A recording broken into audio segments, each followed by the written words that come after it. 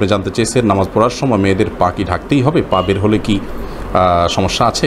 হায়েজ অবস্থায় দুরূদ পড়তে পারবো কিনা? খাবার সময় সালাম দেওয়া যাবে কি না? নাপাক অবস্থায় কোরআন তেলাওয়াত করা যাবে কি না?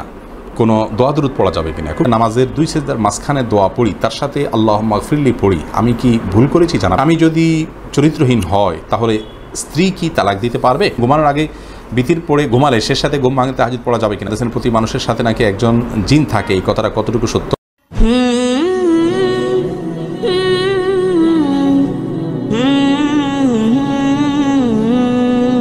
রুমি আপনি জানতে চেয়েছেন নামাজ পড়ার সময় মেয়েদের পা কি ঢাকতেই হবে? পা বের হলে কি সমস্যা আছে?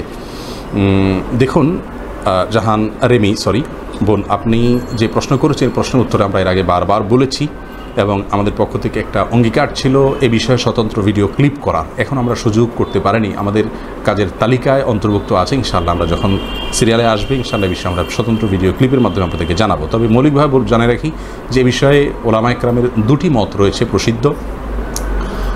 এর একটি হলো যে পায়ের পাতা ঢাকতে হবে, কথা কেউ বলেন না। পায়ের উপরি অংশ যেটা, এটা ঢাকতে হবে, অর্থাৎ পায়ের পাতা বলতে পাতার উপরের অংশ, এটা ঢাকতে হবে। পাতা বলতে তলা ঢাকতে হবে না। তলা ঢাকার ব্যাপারে কারোরই কোনো বাধ্যতামূলক কেউ বলেন নেই, তবে পাতা ঢাকতে হবে, এটা অনেকেই বলেছেন। আবার আরেকটি মত হলো যে না, পায়ের গিরা পর্যন্ত ঢাকলেই হবে, পাতা না ঢাকলেও চলবে। তো পাতা ঢেকে সালাত আদায় করাটা অধিকতর সতর্কতাপূর্ণ। আমরা দলিল ভিত্তিক স্বতন্ত্র আলোচনা ইনশাআল্লাহ ভিন্ন কোনো ভিডিওতে করব, আল্লাহ যদি তৌফিক দান করেন। ইসমিন আনসারি আপনি জানতেছেন হায়েজ অবস্থায় দুরূদ পড়তে পারবো কিনা? মাসিক অবস্থায় অবশ্যই দুরূদ পড়া যাবে, বোন, কোনো অসুবিধা নেই। যত প্রকার দোয়া আছে সব পড়তে পারবেন, দুরূদ পড়তে পারবেন, আল্লাহর জিকির করতে পারবেন, এগুলোতে কোনো প্রকার বিধিনিষেধ নেই, আপনি এটা করতে পারবেন। সুজাত হোসেন আপনি জানতে চেয়েছেন খাবার সময় সালাম দেওয়া যাবে কি না? ভাই সুজাত, খাবার সময় সালাম দেওয়াতে কোনো অসুবিধা নেই। খাবারের সময় সালাম দেওয়া যেতে পারে, সালামের উত্তরও দেওয়া যেতে পারে। খাবারের সময় আমরা সাধারণ যে কথাবার্তাগুলো বলি সেগুলো যেরকম জায়েজ, সালাম দেওয়া একইভাবে জায়েজ রয়েছে, কোনো অসুবিধা নেই।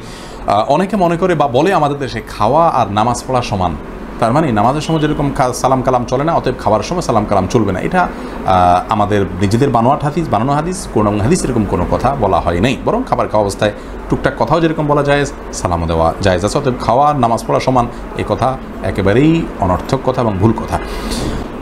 এস এম শাহিনুর রহমান আপনি জানতে চেয়েছেন নাপাক অবস্থায় কোরআন তেলাওয়াত করা যাবে কি না? কোনো দোয়া দুরূদ পড়া যাবে কি না? খুবই গুরুত্বপূর্ণ একটি প্রশ্ন করেছেন ভাই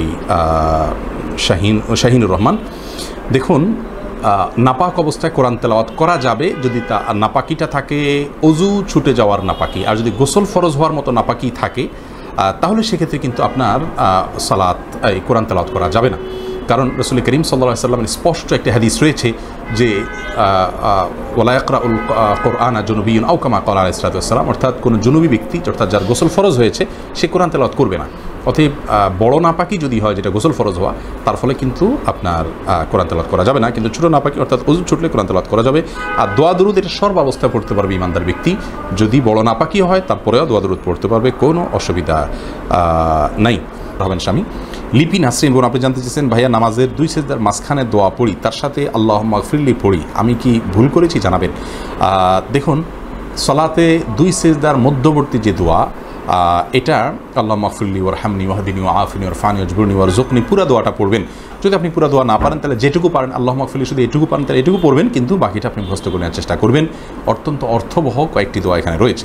অনিক হাসান আপনি এর দিকে জানতে চেয়েছেন স্বামী যদি চরিত্রহীন হয় তাহলে স্ত্রী কি তালাক দিতে পারবে? দেখুন, স্বামী যদি চরিত্রহীন হন তাহলে স্ত্রী তার সঙ্গে থাকা না থাকার ব্যাপারে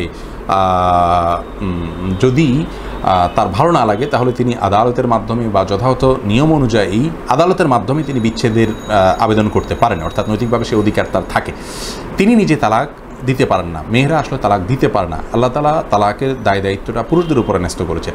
মেয়েরা তালাক গ্রহণ করতে পারে নিজের প্রতি অর্পিত তালাকের মাধ্যমে। অর্পিত তালাকের ওখানে কাবিননামার 18 নম্বর কলামে বাংলাদেশে যেটা লেখা আছে সেটা ফিল আপ যদি হয়ে থাকে এবং বিয়ের পরে স্বামী স্ত্রী উভয় যদি স্বাক্ষর করে থাকেন, বিশেষ করে স্বামী যদি স্বাক্ষর করে থাকেন, তাহলে অর্পিত তালাকের পাওয়ার স্ত্রী পেয়ে যান। সেটার উপর ভিত্তি করে তার নিজের প্রতি নিজে তালাক গ্রহণ করতে পারেন, ওই 18 নম্বর কলামে যে শর্তগুলো আছে তার কোনোটা যদি লঙ্ঘন হয়। আপনি জানতে চান ঘুমানোর আগে বিতির পড়ে ঘুমালে সে সাথে ঘুম ভাঙতে তাহাজ্জুদ পড়া যাবে কিনা? যাবে। বিতির পড়ার পরে, সন্ধ্যা রাত্রে বিতির পড়ার পরে শেষ সাথে তাহাজ্জুদ পড়ে পড়া যাবে, বিতির আবার পড়ার দরকার নেই। হাদিসে রাসূল আকরাম সাল্লাল্লাহু আলাইহি সাল্লাম যদিও বলেছেন ইজআলু আখিরা সালাতিকুম বিল-লাইল, তোমাদের ইজআলু আখিরা সালাতিকুম বিল-লাইলি বিতরা আও কামা ক্বাল, অর্থাৎ বিতিরকে তোমাদের রাতের শেষ নামাজ হিসেবে রাখবে। এটা নবী সাল্লাল্লাহু আলাইহি সাল্লাম বলেছেন। অতএব চেষ্টা করা উচিত শেষ রাতে নামাজ পড়া। কিন্তু কেউ শেষ রাতে উঠতে পারবেন কিনা সেই সন্দেহের কারণে আগে পড়ে থাকেন, কিন্তু আল্লাহ তাআলা উঠার তৌফিক দিয়েছেন, এখন তিনি তাহাজ্জুদ পড়তে পারবেন, কারণ নবী সাল্লাল্লাহু আলাইহি সাল্লাম থেকে হুবহু এরকম আমল প্রমাণিত রয়েছে। কাউসার আলম খান আপনি জানতেছেন প্রতি মানুষের সাথে নাকি একজন জিন থাকে, এই কথাটা কতটুকু সত্য? প্রতিটি মানুষের সাথে একজন করে জিন থাকে অর্থাৎ শয়তান থাকে, দুষ্ট জিন, এটা সত্য, হাদিসে রয়েছে। রাসূল আকরাম সাল্লাল্লাহু আলাইহি সাল্লামকে জিজ্ঞাসা করেছে আপনার সাথেও আছে কিনা, তিনি বলছেন হ্যাঁ আমার সাথেও আছে, তবে আমি নিরাপদে আল্লাহ তাআলার রহমতে।